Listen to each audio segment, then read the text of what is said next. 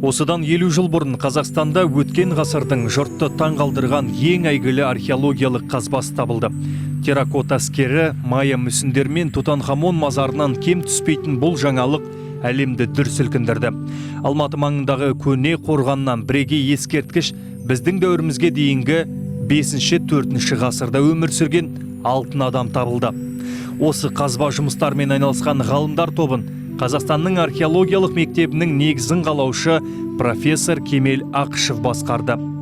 Бүгінгі күні оның баға жетпес мұрасы Есік қорғанының алтын адамы Қазақстан Республикасы ұлттық музейінің басты жәдігерлерінің бірі. Аңызға айналған алтынға оранған жауынгерді көру үшін жыл сайын мыңдаған шетелдік туристер келеді. Ал 2017 жылдан бері еліміздің нышанына айналған алтын адам Қазақстан Республикасының мәдениет және спорт министрлігінің қолдауымен әлем музейлеріне шеруін бастады. Ол Мәскеу, Минск, Баку, Сиань, Гданск, Сеул, Қазан, Ташкент және Скопьеде болды. Қазақстан Республикасы ұлттық музейінің қызметкерлері алтын адам бастаған еліміздің баға жетпес тарихи қазыналарын жолға дайындап жатыр. Ескерткіштердің бөліктерін орау асқан ұқыптылықты қажет етеді. Олар еліміздің тек материалдық емес, мәдени де мұрасы. Бұл жолы ұлы дала, тарих және мәдениет көрмесі Түркия астанасы Анкарада өтеді. Біздің жәдігерлер негізі реттелген кезде барлығы мынау елбасымыздың рухани жаңғыру бағдарламасы, 7 қазына бағдарламасы бойынша реттеліп бәрі таңдалған.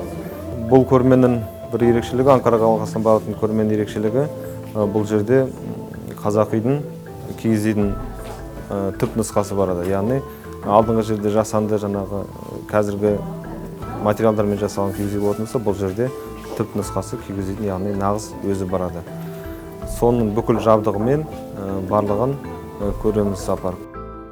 Енді Түркия елінің көрермендер, музей келушілер негізде жақсы қарсы алады деп ойлаймын. Себебі түркі елдерде, түркі тілдес халықтарымыз ғой, түбіміз бір, негізгі базамыз, тіл базамызда бір орналасқан. Көптеген жәдігерлердің мысалы атаулардың өзі қазақ тіліндегі мен түрік тілінде өте ұқсас, тіпті бірдей деп айтуға да болады. Сондықтан да ол түркі халқының көрменіне өте жақын көрме болады деп ойлаймын. Ұлттық музейден 207 экспонат іріктелініп, яғни өте бірегей құнды экспонаттар іріктелініп алынды. Соның ішінен күміс бұйымдары, яғни бағалы металл күміс бұйымдары 23 сақтан бірлік экспонат іріктелініп алынды. Алтын бұйымдары 137 экспонат, археологиядан 40 экспонат және ат абзелдерінен 7 экспонат. Каленттік қағазға ораймыз. Әрқайсысын жеке-жеке бір-біріне тимей, үйкелмесін деген жағдайда әрқайсысын жеке-жеке ораймыз.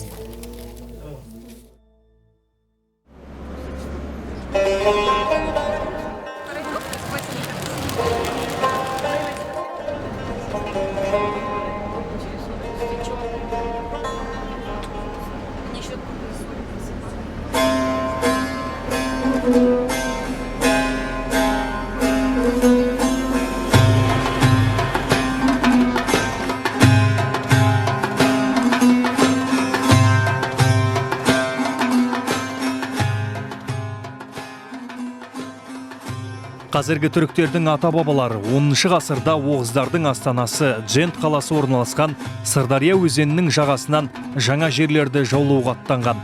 Қазақ хандығы тұсында ұлы даланың билеушілері түрік сұлтандарымен тығыз байланыста болған. Олар қазақ даласында Ресей патшалығы үстемдік еткен және Кеңес одағы кезінде үзілген. Дегенмен Ататүрік атанған Мұстафа Кемел Орта Азияда түріктердің қандас, діні мен тілі бір бауырлары тұратындығын әсте естен шығармаған. Өзінің бір сөзінде ол қажет кезінде бауырлас халықтарға қолдау көрсету керектігін Түркияға өсиет еткен. Оның көрегендік сөздері әлем картасында 5 тәуелсіз түрік мемлекеті пайда болғанда орындалды. Түркия қазақ елінің тәуелсіздігін мойындаған бірінші мемлекет болды. Сондықтан алтын адамның әлем музейлеріндегі шеруінің торқалы 10-шы қаласы Анкараның болуы таңғаларлық жайт емес.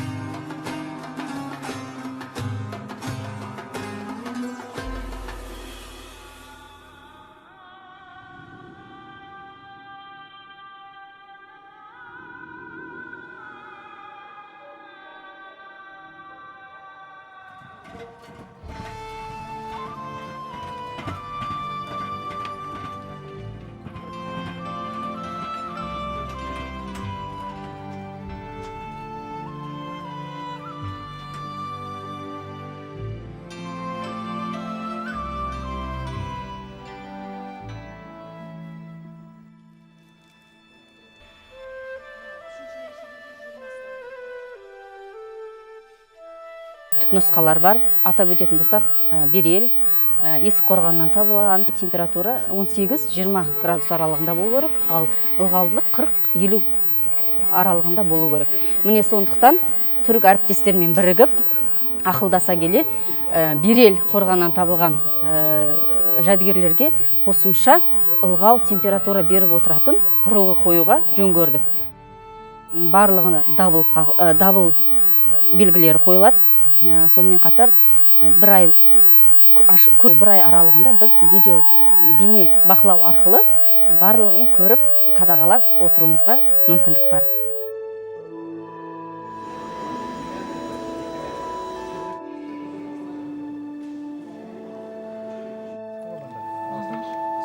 Бір ай бойы алтын адам тұратын Анадолу өркениетінің музейі 1921 жылы құралып, президент Ататүріктің қолдауымен тез дамыған.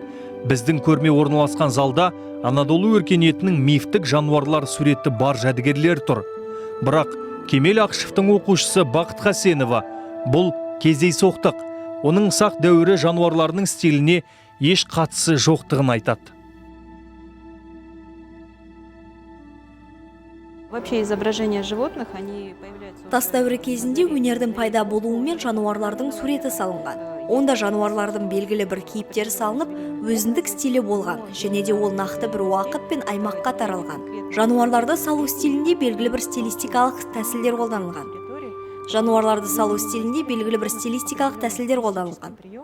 Ол әлемдік өнер тарихында мұны жетілген бөлек құбылыс ретінде көрсетуге мүмкіндік берді.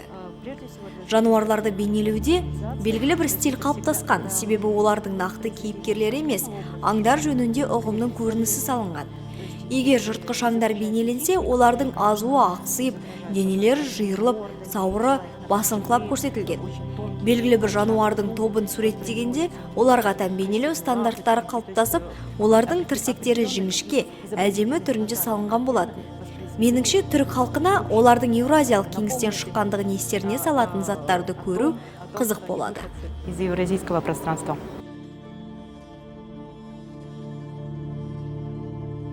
Кемел ағаның өзінің туғанына биыл 95 жыл.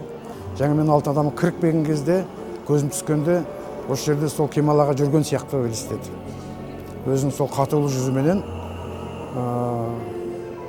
ойлы сол келбетімен осы маңайда бір жерде қарап тұрған сияқты елестеді. Осы көрме, мен ойлаймын, сол ғалымның өзінің бір халыққа сіңірген еңбегінің бір көрінісі деп ойлаймын. Енді арамызда жоқ болғанменен сол бар сияқты, арамызда жүрген сияқты. Біз сол 70 жылдардың басында алғаш рет Алматы қаласында осы әлемде бірінші сақ дәуірінің алтын адамы табылып, осындай көшірме түрінде бой көрсеткен кезде бұл ғажап болған болатын. Мәнін, өзінің қайдан келгендігін олар өте жақсы біледі, түріктер. Сақ және түркі мәдениетінің бірегей ескерткіштерін көріп, ұлы даланың құпияларын білу үшін тек түрік ғалымдар мен журналистер емес, Анкара қаласының қарапайым тұрғындары мен қонақтары да жиналды. Көрмеге арналған баспасөз мәслихатында түріктердің ата жұртын естен шығармайтындығы әрдайым айтылып отырды.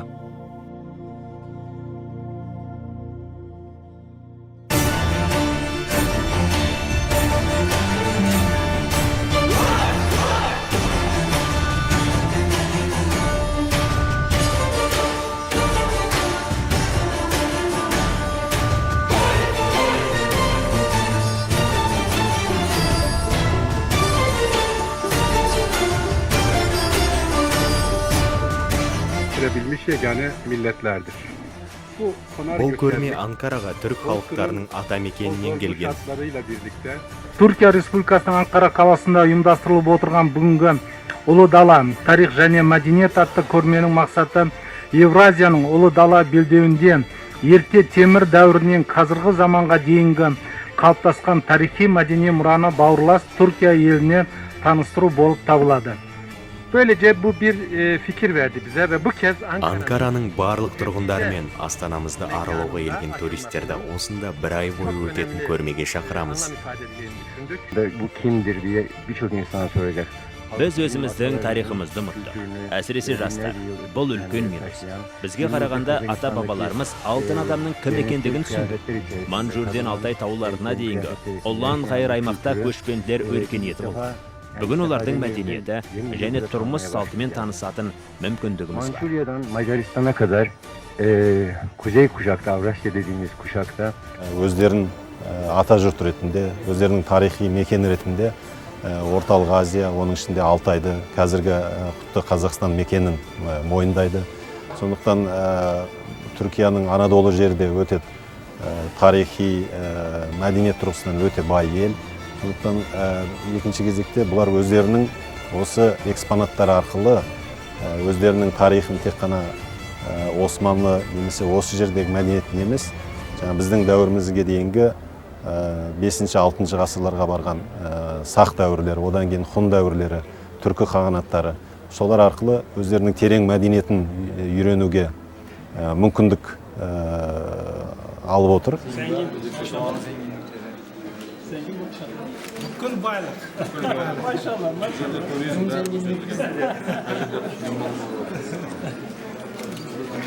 Daha önce benim anlatıda bulunduğum arkadaşlar eğlenebilir misiniz?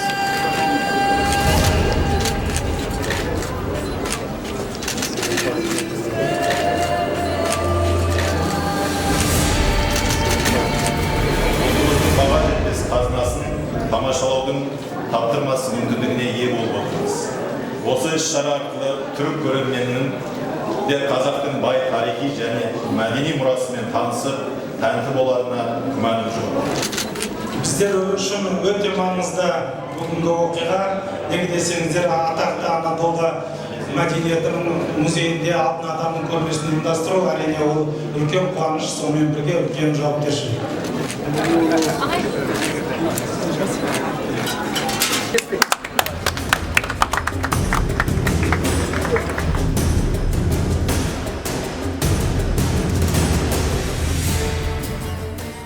Başlığının üzerindeki bu yerdeki altın kanatlı pıraklar var ya, atlar, onlar bizim milli armamıza sembol olarak yani iki tarafında koyulmuş ve onun üstünde o tarafta 4 ok var. O dünyanın 4 yüzün yani 4 tarafını gösteriyorlar. Мемлекеттің өзі оның тарихи жайлы осындай көрмелерден жақсы білуге болады. Себебі музей тілі ол әмбебап тіл. Мұндай көлемді көрме Анкарада бірінші рет өткізіліп отыр. Қазірдің өзінде табысты өтіп жатыр дей аламыз.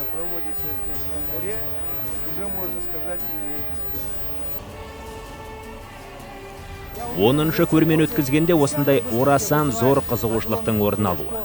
Біздің қызметімізді дүние жүзінде жалғастыруға және алтын адамның әлем өркениетінің игілігі екендігін бар даусымызбен айтуға мүмкіндік беретіндігіне сенімдімін. Анкарадағы осындай мәдени оқиғаның куәгері болу біз үшін үлкен абырой. Бұрын біз бұл тарихи оқиғалар жайлы тарих оқулықтарынан оқитынбыз. Ал қазір мұның бәрін өз көзімізбен көру біз үшін үлкен қуаныш. Біздің қазақстандық әріптестерімізге рахмет. Сіздің елдеріңіздің көшбасшысын атап өткім келеді. Кезінде Кемаль Ататүрік халқымызды даму жолына бастаған. Сіздердің де осындай көшбасшыларыңыз Нұрсұлтан Назарбаевтың болуы Қазақстанды әлемге танытқаны қуантады. Мен Қазақстан жайлы бұрын да білетінмін, бірақ көп емес. Ал Димаштың концертінен кейін мен Қазақстанды жақсы көрдім. Алтын адам Анкарада. Мен оны көргеніме бақыттымын, әрі мақтан тұтамын. Себебі мен қазақ және түрік мәдениетін жақсы көремін. Қазіргі таңда Түркияда шамамен 20 мыңға жуық қазақ диаспорасы осы жерде тұрмыс құрып отыр. Бұлардың көпшілігі әртүрлі салада қызмет атқаруда. Алғы келген лептен кейін Европаға көшкендер бар. Оның сыртында Түркияда оқып жатқан 2,5 мыңға жуық жастарымыз бар. Осы Анкараның төрінде.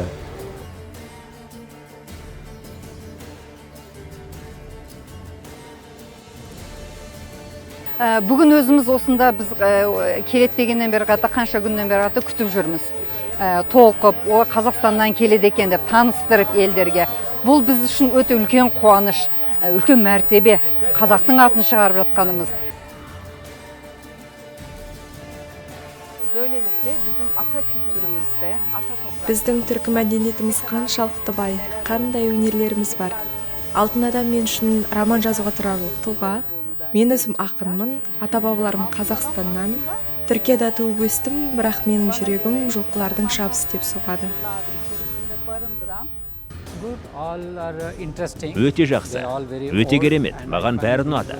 Алтын адаммен қызығушылықпен таныстым.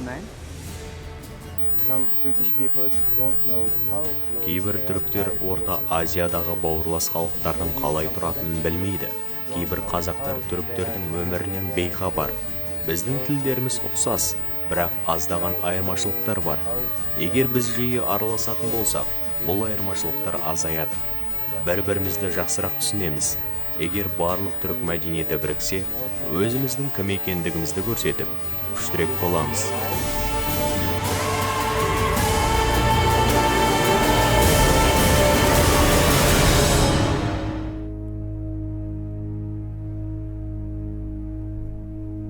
Ұлы Сақ дәуірінің куәгері, жауынгер көшпенділердің мәдени ескерткіші, 20 ғасырдың аңызға айналған археологиялық қазбасы алтын киімді жас ханзада әлем музейлеріндегі шеруінің 10-шы қаласына келді.